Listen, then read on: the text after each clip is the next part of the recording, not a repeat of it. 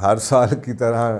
New year ایو آنے والی ہے جب کہ پورا شہر پاگل ہو جاتا ہے، کیا کیا جائے؟ تو دیکھیں کہ کچھ کرنا ہی ہے نا،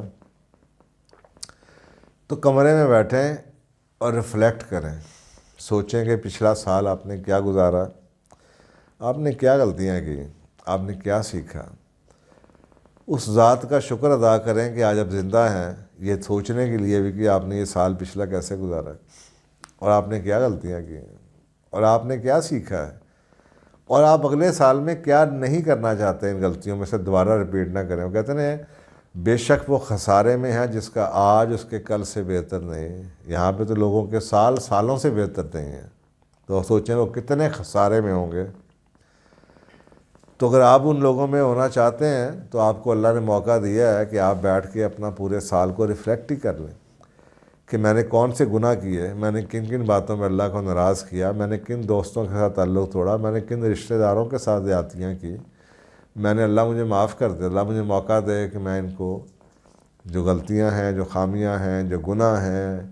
جو ناراضگیاں ہیں، جو نمازیں مس ہو گئیں میری، جو عبادتیں مس ہو گئیں، جو میں کر سکتا تھا نہیں، میں روزے میرے مس ہو گئے، اللہ مجھے موقع دے کہ میں اگلے سال میں وہ غلطیاں رپیٹ نہ کروں۔ تو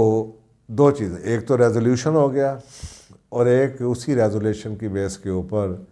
یعنی کہ ایک ریفلیکشن ہو گیا اور اسی بیس کے اوپر ریزولوشن ہو گئی۔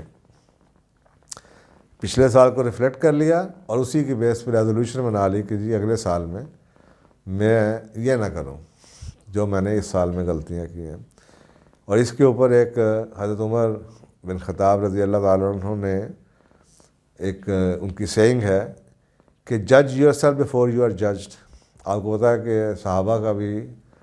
رسول پاک صلی اللہ علیہ وسلم کی احادیث کہتی ہیں کہ صحابہ کا بڑا مقام ہے، تو ان کا بھی جو قول ہے وہ ہمارے لیے بہت اہم ہے۔ تو آپ نے فرمایا کہ جج yourself before you are judged,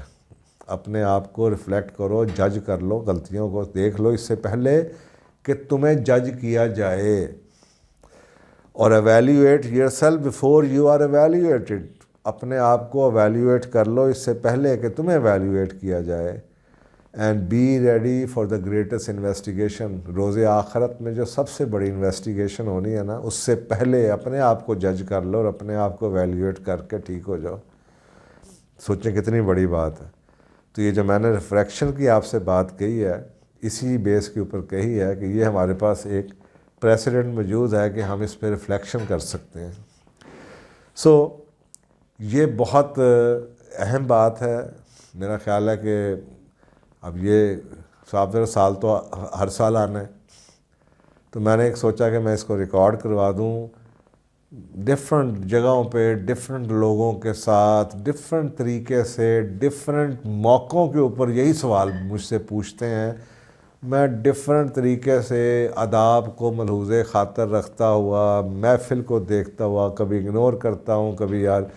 اب آپ سوچیں خود وہ 50 لوگ بیٹھے کچھ منا رہے ہوں یا ان کی ایک سوچ ہو، اور مجھ سے اگر وہ پوچھیں کہ آپ آ جائیں اور میں انوائٹ کریں مجھے اور میں نہ جا رہا ہوں یا میں ہنس رہا ہوں یا میں اوائڈ کر رہا ہوں، تو میں کیا جواب؟ تو میں نے سوچا کہ میں میرے جو اس کے بارے میں خیالات ہیں اس کو ایک بار ریکارڈ کر دوں، تاکہ ہر سال یہی دوبارہ ویڈیو آپ کو چلا دیا جائے، تاکہ آپ کو مجھے بار بار اس کا جواب نہ دینا پڑے۔ تو آئی ہوپ کہ ٹھیک ہے، آپ کی اگر امیدوں کے اوپر پانی پھر گیا ہے کہ آپ کو لگ رہا ہوگا کہ یار نیو ایئر آ رہا ہے تو کوئی اچھی ترکیب بتائیں گے انجوائے کرنے کی، تو فائز صاحب نے تو یہ کہانی خراب کر دی ہے،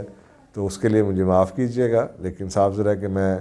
وہی بات کہہ سکتا ہوں جو کہ نمبر 1 جو شریعت کہتی ہے، اور نمبر 2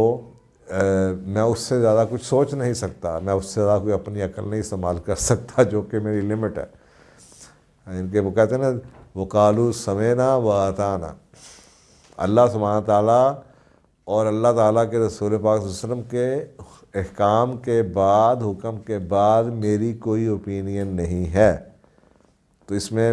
اپنی اوپینین آپ کو جو دی میری وہی ہے جو میں نے آپ کو بتا دیا۔ جزاک اللہ۔